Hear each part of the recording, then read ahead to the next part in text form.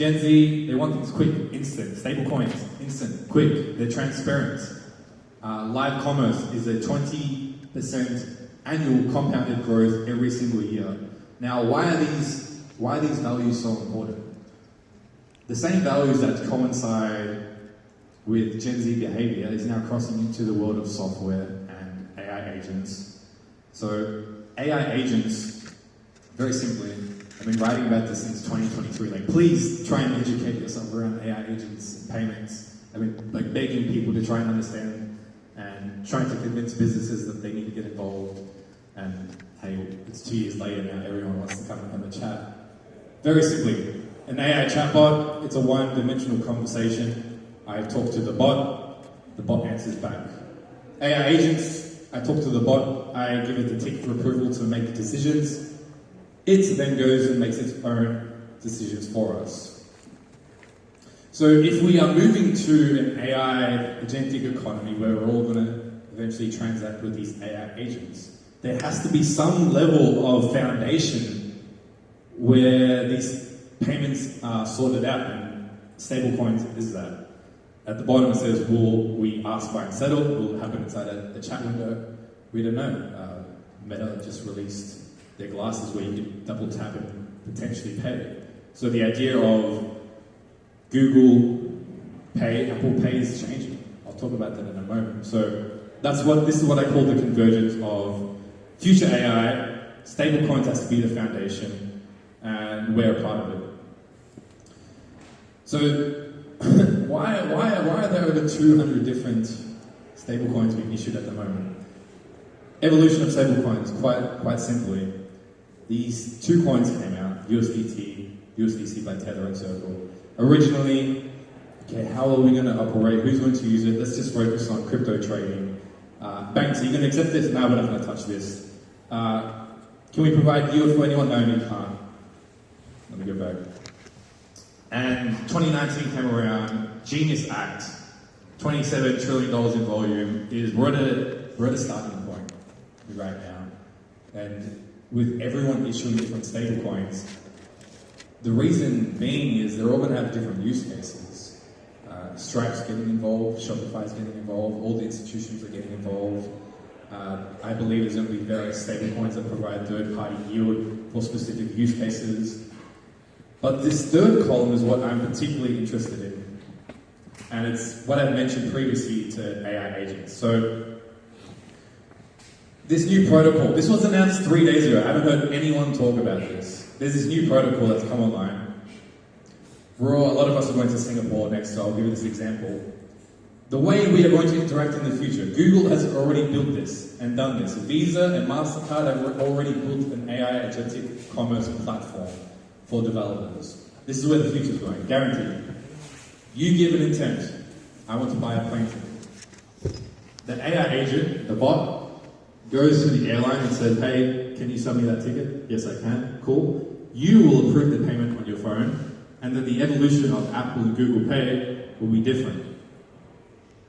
This is the evolution, but I think from a card perspective, it's also going to evolve. A lot more virtual cards are coming to the market. We do over 15 billion volume. When I look at our direct clients on how they're leveraging cards, obviously a little less physical, but we're seeing all these new Gen Z AI apps coming online, all these new marketplaces coming online. So the old adage was, I'm a bank, I decide how you use our platform, these are the rules. Come to the present, okay, they've got a few more options here. They can use Apple Pay. Hey, come to Google. Now if you've been to any crypto conference, there's over 10 options for different cards. So what we've said is, hey, let's take a step back, let everyone else go and play the card game. We'll work with Visa, MasterCard and the networks and allow them to go and build. So when I look at the future, I think it is going to be an AI agentic economy. There are new rails being developed. Circle has announced that they're going to build their own network. They've said to Visa and MasterCard very loudly, hey, we're actually going to compete with you guys. Give us 2 years, let us do our massive partnerships, and we'll be there soon.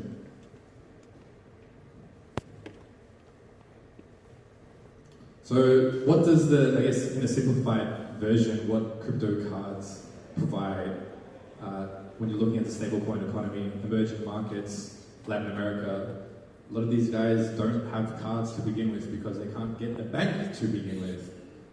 So when you provide, very simply, yield, instant access to capital globally, the instant ability to send to anyone around the world, that's the utility. That's why we're all here, because payments is the easiest utility to sell. People are already transacting on these platforms. We don't need to convince them. And back to the fundamentals of each ecosystem. As investors, you want to double down on your investment of workflows and who has the tightest, I call it the layer zero relationships. When I look at a lot of different fintech apps, it's crazy that everyone's built on top of somebody else's stack in some form. A lot of people are white labeling of a white label of a white label.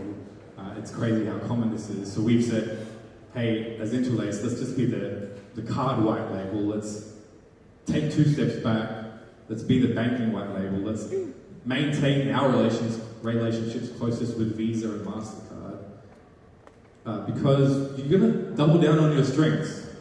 Why, as an example, why would the biggest exchanges come to us? Why have they come to us? Because they don't want to build this themselves. They don't.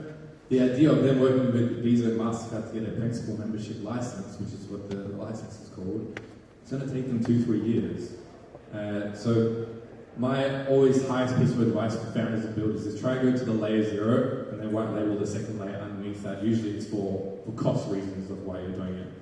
This is our, I guess, general infrastructure stack for a large portion of developers. What it looks like is somebody white labels our service. They issue crypto cards through their own network. They've got a project, very simply, virtual cards, physical cards. And then alongside that, we said, hey, you could also do your banking. You could also do your global payouts. Also do your yield. And something that I think is going to evolve that I haven't heard anyone mention. The hardest thing about providing cards is the KYC layer. Everyone here has heard of KYC, Know Your Customer. For businesses that we do B2B, we've all heard of KY being the business. Within an AI agentic economy that's coming, I haven't heard anyone mention this. KYA, you will need to know your agent at some point, whether that agent is attached to an institution or to an individual. That's what I believe the future economy is. And these economies are going to be driven through cards, still. So some questions for you as a business owner, as an investor is, where do the fee streams compound across each transaction? Cards is an easy revenue stream. How do you prove costs within your company as a treasury, as a family office? Start using stable coins. Start using stable coins with precision that have high yield. And let's see, compare the pair of stable coins. That's all I'm here to showcase today is start using this technology. Start trying to understand who's behind the rails. That's it from me. My name's Daniel. Pleasure.